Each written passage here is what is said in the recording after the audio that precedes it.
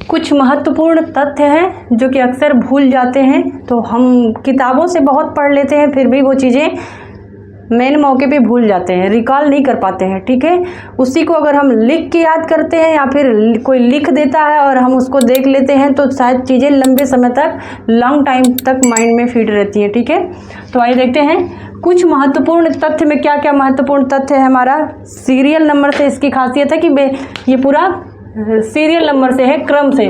राजवंश याद करने का जो कुछ क्रम है, तो पहला हमारा है राजवंश मौर्य वंश। ठीक है, जो 322 से 185 ईसा पूर्व। उसके बाद आए शुंग वंश 185 से 73 ईसा पूर्व। फिर आए कण्व वंश, कण्व वंश में 73 से 28 ईसा पूर्व।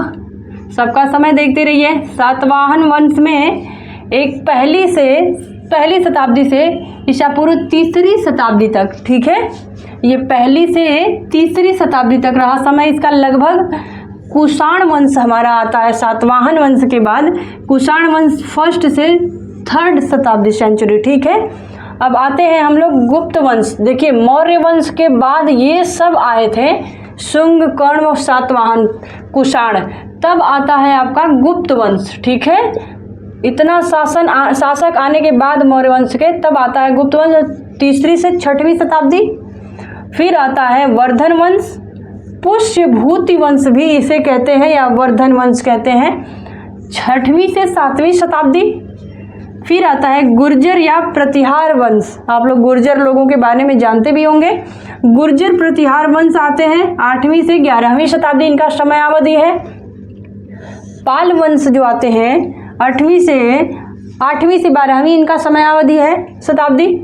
राष्ट्रकूट जो सबसे ज़्यादा वर्चस्वशाली थे, शक्तिशाली थे, 8वीं से 10वीं शताब्दी इनका समयावधि है। फिर आते हैं चोल वंश। ठीक है, आगे आपको पढ़ाया जाएगा राष्ट्रकूट, चोल, चेर, पांड्य। ठीक है, उनके बारे में बताया जाएगा।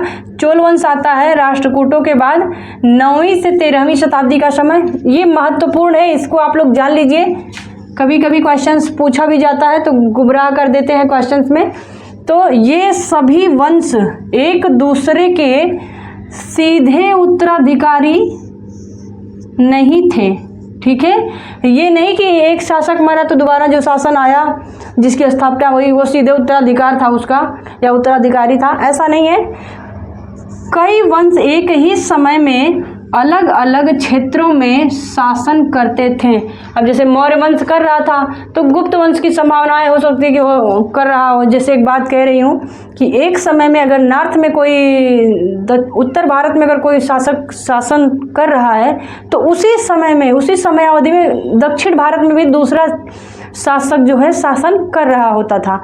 तो वही चीज़ यहाँ कहा गया है कि कोई ऐसा शासक नहीं है जो कि सीधे तौर पे किसी का उत्तराधिकारी बना रहा हो। ठीक है, ऐसा नहीं है। वो कहीं ना कहीं दक्षिण भारत, उत्तर भारत, पूर्वी, पश्चिमी, कहीं भी 2 शासक एक समय में 2 क्षेत्रों में राज्य कर रहे थे। ये चीज़ यहाँ पे कहा गया है, न कि डायरेक्ट किसी का उत्तराधिकारी कोई था तो वो स्थापना किया अपना और वह शासक किया। नहीं, ऐसा नहीं था। एक ही समय में अलग अलग स्थानों पे 2 शासक शासन करते थे, उसी चीज़ को यहाँ बताया गया। ये सीक्वेंस आप याद रखिएगा। ये सीरियल नंबर से कभी कभी मिलाने के लिए पीसीएस में दे देता है, पीटी में, कि मिलान करिए कि कौन से समय में कौन सा शासक आया और कौन सा वंश आया, किस समय से किस समय तक चला। ये बहुत ज़रूरी है। यही चीज़ें आपको मिलान करने के लिए अगर स्टेटमेंट में दे दिया तो यही चीज़ बहुत ज़्यादा ही हेल्पफुल होता है एग्जाम में। इसको आप सीक्वेंस से याद रखिएगा। ठीक है।